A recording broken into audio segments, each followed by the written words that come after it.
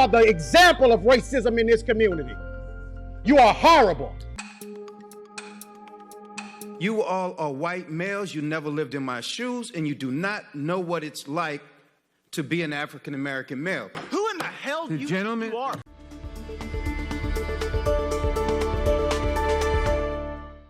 Mr. Chairman, let me just start by saying I am absolutely sitting here offended and angry as hell. And I want to explain to what we always say is how we refer to each other, my good friends on the other side. By the time I'm finished, you will be clear that we are not good friends.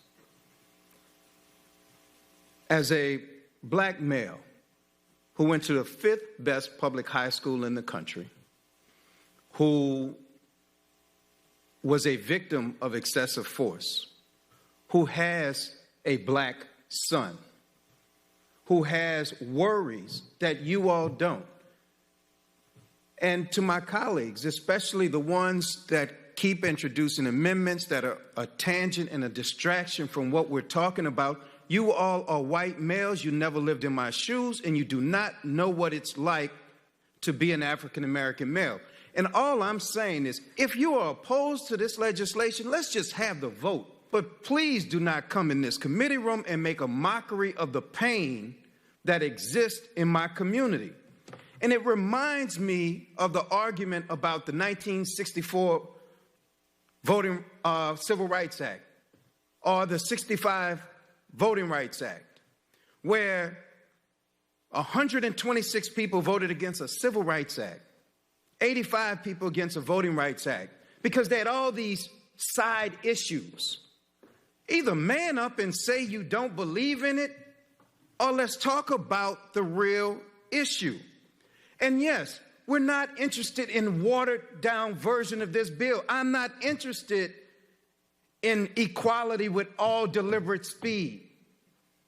This is a crisis. People are losing their lives. So if we have other things that we want to fix, then fix them in another bill, fix them at another time. But people are dying as we talk. So I am not interested in moving at a snail's pace. I am not interested in a watered-down bill that mandates nothing. I'm not interested in studying Antifa. I'm not even interested in studying the Klan or sovereign citizens right now, because that is not the imminent threat that black men face on a daily basis. And right now, too often, it is law enforcement, those who were sworn to protect and to serve. And so all we're asking today is to deal with that. I don't mind dealing with other pieces of legislation. I don't mind dealing with other issues that you all may have. And what I don't want to leave this conversation with, and why I'm speaking now instead of later, is because I don't want you all to leave here saying, well, we didn't know. We didn't know that's how you felt, Cedric. I want it to be crystal clear, and I will give you the benefit of the doubt that it is an unconscious bias that I'm hearing, because at worst it's conscious bias, and that I would hate to assume from any of the people on the other side. Will the gentleman yield? Sure. I appreciate your passion. Are you suggesting that you're certain that none of us have non-white children? Because you reflected on your black son and you said none of us could understand. Man, stop. I'm not about to get sidetracked about the color of our children. We're talking about black kids. I reclaimed my time. You said that. I reclaimed my time. I know. You want the discussion? I know that gentleman reclaimed his time. I said I reclaimed my time. I already know that there are people on the other side that have black grandchildren. It is not about the color of your kids. It is about black males, black people in the streets that are getting killed. And if one of them happens to be your kid, I'm concerned about him too. And clearly I'm more concerned about him than you are. So let's be clear about that. You're claiming you're more concerned for my family than I do? Who in the hell do you think you are? If the shoe fits. You don't know how much we care about our families. Kick, dog, holler. You should take those words down. I know you care about your family and love your family. The gentleman will suspend. The gentleman will suspend. The time belongs to the gentleman from Louisiana. Cedric, would you yield? Was that a nerve? Yeah, you damn right. I yield to the gentleman from Louisiana. I say this honestly. I appreciate you yielding. you are my good friend, and we hail from the same state, and I respect you, and I love you. And I say this honestly. If all that you said is true, and I believe it is, then why didn't the Democrats allow us to assist with this? Why draft a bill in the dark of night in a back room somewhere and then present it to us whole cloth? If you really wanted us to work together, and we want to, why not give us that opportunity? Do you have an answer for that? You know, I do have an answer for that. Because you all were in charge for a while. We've been in charge for a while. I have been singing this same song since 1991. People on the streets right now are demanding action right now. We saw what was just presented in the Senate. It was a watered-down bill, and right now this is a national crisis. And we don't want to move with all deliberate speed. So those ideas that are good, we are willing to meet and to talk about. And the author of the bill, Ms. Bass, Congresswoman Bass, has indicated willingness to continue to work as we go forward. But as of right now, this is a critical emergency for people in this country. And I just think that we should not debate everything from Flynn to all this other stuff. We know what we're talking about in here. Let's vote it up or down. Time of the gentleman has expired. For what purposes?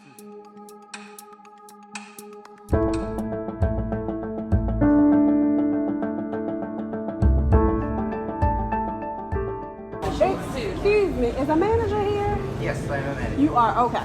So we want to eat, and they're telling me my son can't eat here because there's no athletic wear. He's 9. And it's kids out there with tennis shoes on. I don't understand what the problem is. Is that right there? Who told you that? It's a guy up there, and we came back here and talked to him twice. And he told me my kid cannot eat here because he has on athletic wear, but it's... Unfortunately, that's my boss, so I mean... Okay, can you tell him to come out here and tell me that? Did he not already tell you this? No, but I'm going to have him tell me again. Little boy got athletic shorts on and some shoes on. He got the same It's the same It's a little girl there that got the same on that he got.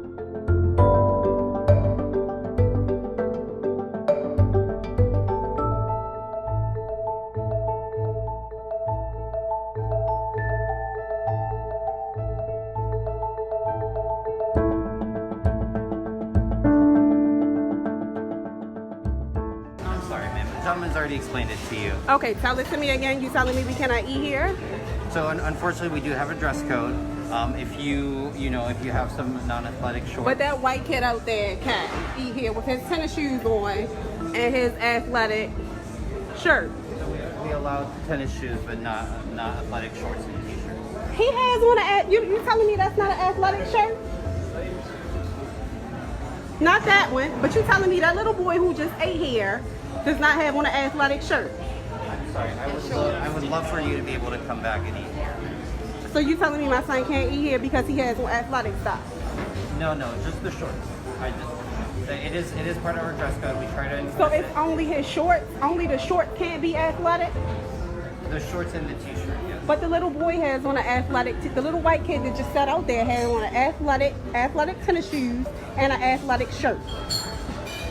I understand that you're upset. If there's any... No, it's not that I'm upset.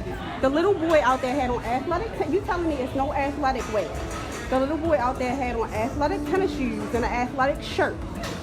So why does he get to wear athletic wear and my son can't? Again, I would love for you to be able to come back. You live close enough for your son to change? No, I don't. I just want to know why it's different for my son. I understand how you feel. I don't want you to sympathize with me. I just want you to tell me why it's different for my son. I'm not looking for sympathy. I'm just asking you why it's different for my son. I understand. Then that little kid that was out there with athletic tennis shoes and... The t-shirt that the little kid was wearing, we don't consider that to be athletic t-shirt. Why? Honestly, I did not get a good look, but it looked like a regular t-shirt. I have a video. Do you want to see it? If you would like to show it to me, I'm happy to look, but I do have to see other guests.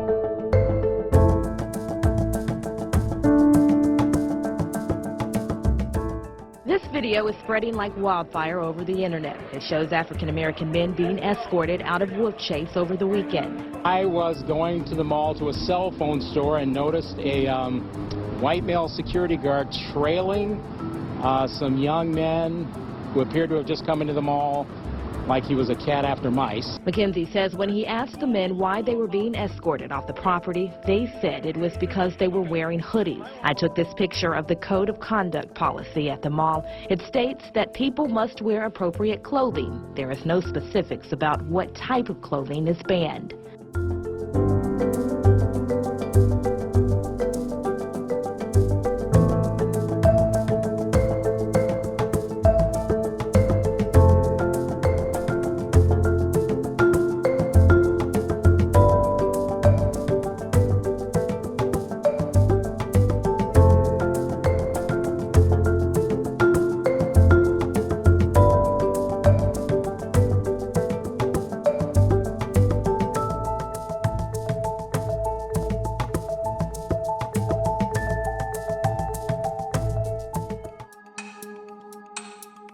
America is a great country, and America is a country that was founded on the premise of white supremacy and white superiority.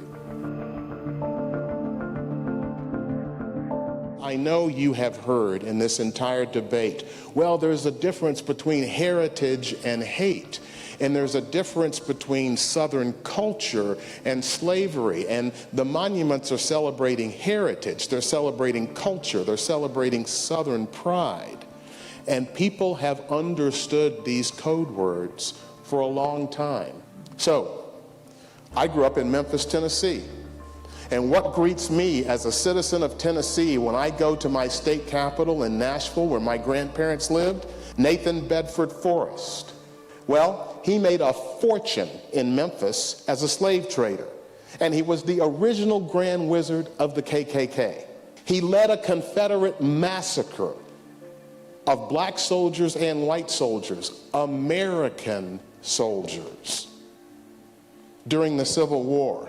And this monument wasn't put up in 1865 or 1866 with people saying he's such a hero, we have to recognize him. This monument was built in 1970, 2 years after Martin Luther King was shot in the neck just down the road from Nashville, Tennessee.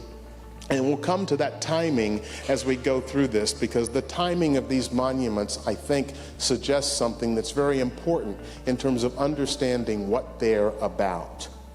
When were these monuments built? There were two spikes between the end of the 1800s and about 1921.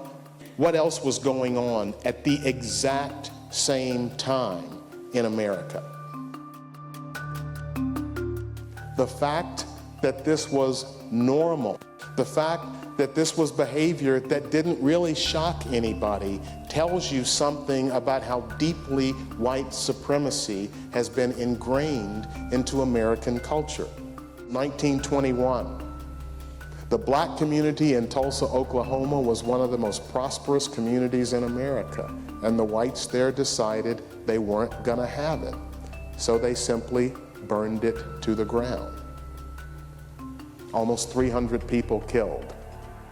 That's what was going on at the exact same time.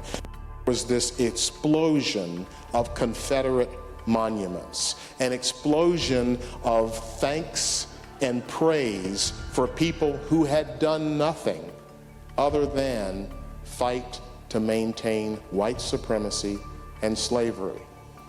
When you think about when these monuments were built and what else was going on in America, it tells you something about the motivation. So how about that second, 1947 to 1968?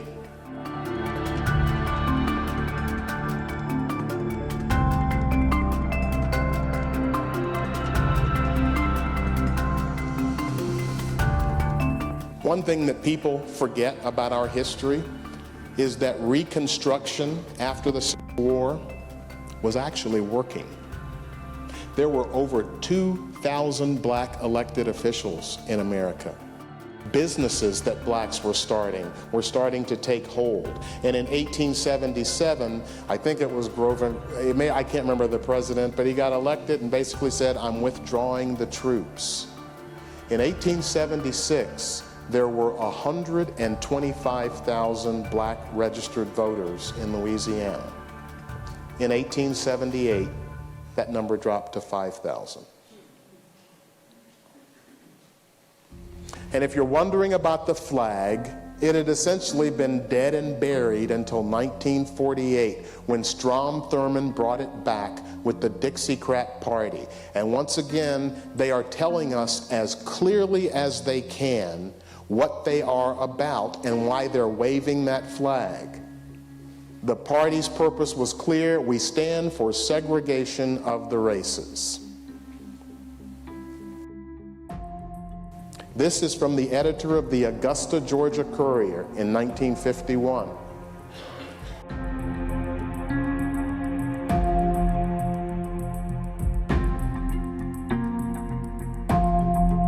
Folks, they are saying it as plainly as they can. And yet, we are still having a debate in this country about what this stuff means. I am going through this to try and show you the events that were happening at the same time that this second explosion of monuments in the South to Confederate heroes was being built. And then this happened in '63. Segregation today, segregation tomorrow, segregation forever, and just a few weeks later, the Confederate flag was flying over the University of Alabama. And in September of 1963, these 4 girls got blown up in this church. This was the young girl that survived. These are the faces of people watching the bodies being taken out of the church. This is what was happening as the second explosion of Confederate monuments was happening in America. So, some of these statues are coming down. They're being removed in the dark of night because the city officials don't want to remove them in the day because there might be disputes, there might be violence, there might be fighting. My only point is this: there is a movement in America that has not been in existence in my lifetime. I was 11 years old in Memphis when King was shot and killed. And I was young, but I was old enough to know enough. And what I'm telling you is the discussions about racial equality that were going on then are nowhere near as deep, as intense, and as revealing as the discussions that are going on today. As scared as I feel and as frustrated as I feel with what's going on in this country, there is a part of me that says we are on the cusp of something. This is a freaking tipping point. And it is going to go one way or the other. Taking down these monuments will not cure the problem, but it is at least an indication that we are ready to deal with the truth.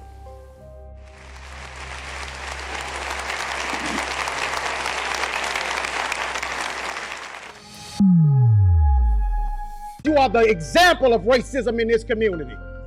You are horrible.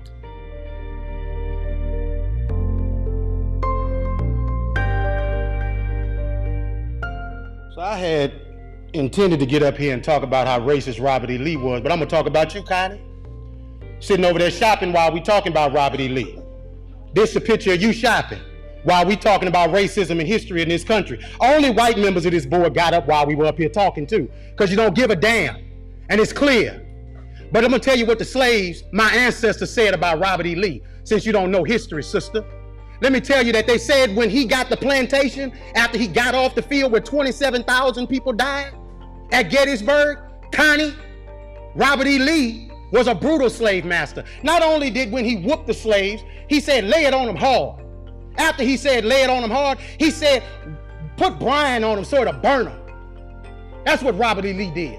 and you set your arrogant self in here and sit on there shopping while the pain and the hurt of the people of this community is on display, because you don't give a damn, and you should resign. You should have resigned 2 weeks ago when you got on TV and said foolishness, and you should walk out of here and resign and never come back, because you are the example of racism in this community. You are horrible.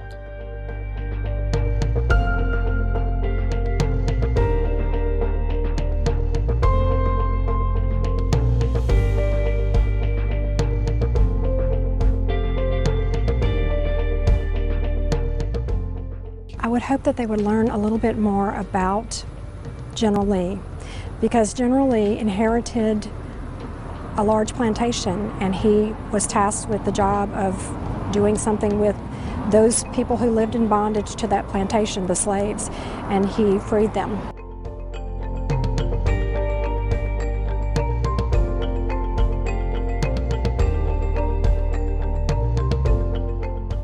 Now to the rest of the board. You have an obligation to the people of this community, and 81% of them are black. And do you need a Klan rally outside, Mr. Godet, before you end it? Because holding it up means that you put that building in jeopardy. You do, sir.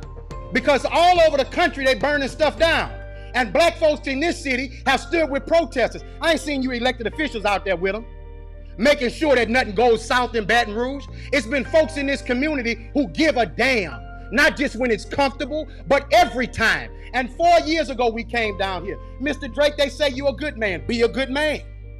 Black folks say you're a good man. White folks say you're a good man. Your legacy is attached to tonight, brother. Your legacy. Now, let me say to the black members of the board, it's the most solidarity I done seen out of y'all in forever. Let's keep it at it.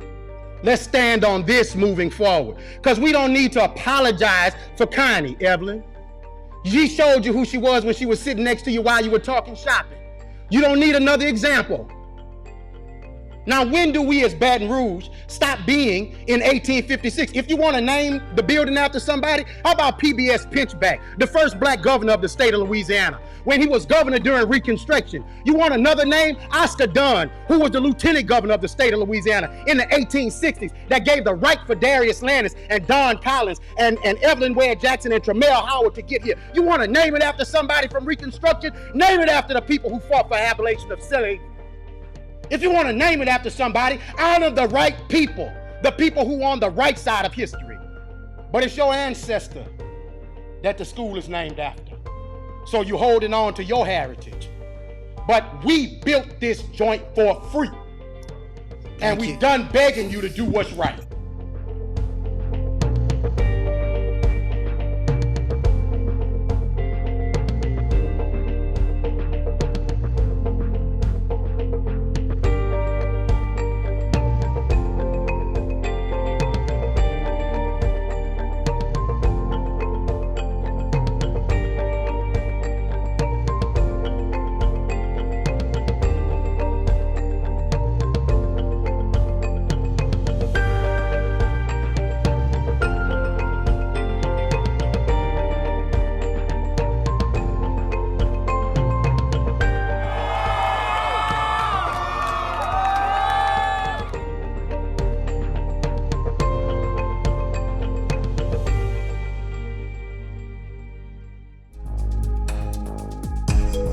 I don't wear a mask for the same reason I don't wear underwear. Things gotta breathe.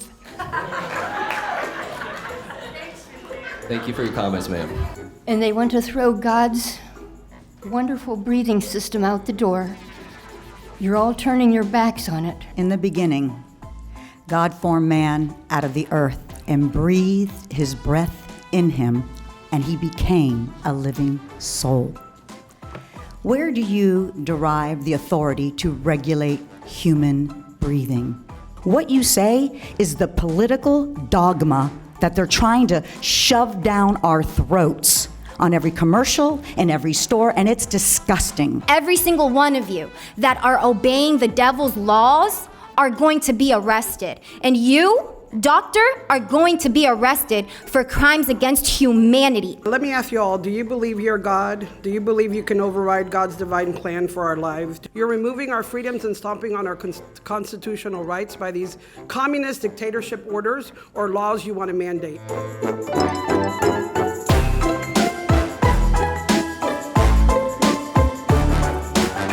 We will get together and do a citizen's arrest on every single human being that goes against the freedom of choice, okay? You literally cannot mandate somebody to wear a mask knowing that that mask is killing people. It literally is killing people.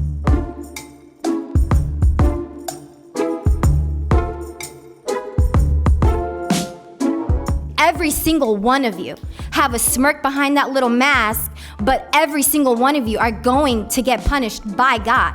You cannot escape God.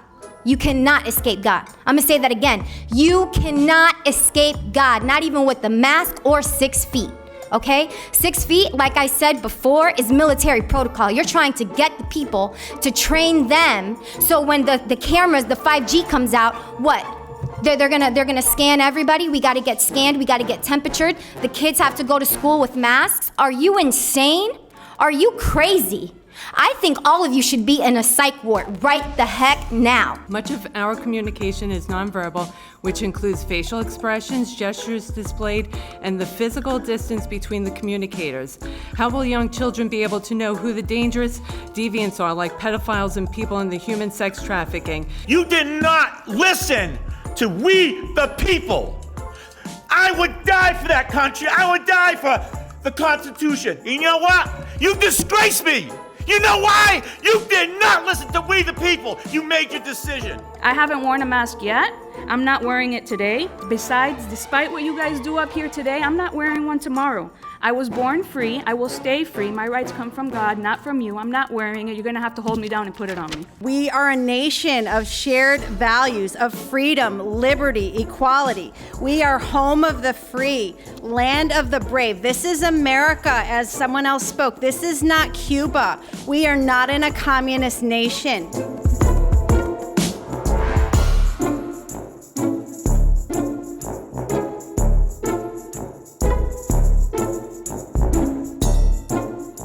And I say Trump 2020, and I hope every one of you gets voted out who votes for a mask here today. Shame on you for voting for a mask. Thank you, ma'am. Your time has expired. I also heard you say this is a democracy, and I'm sick and tired of hearing you say that. It's a republic.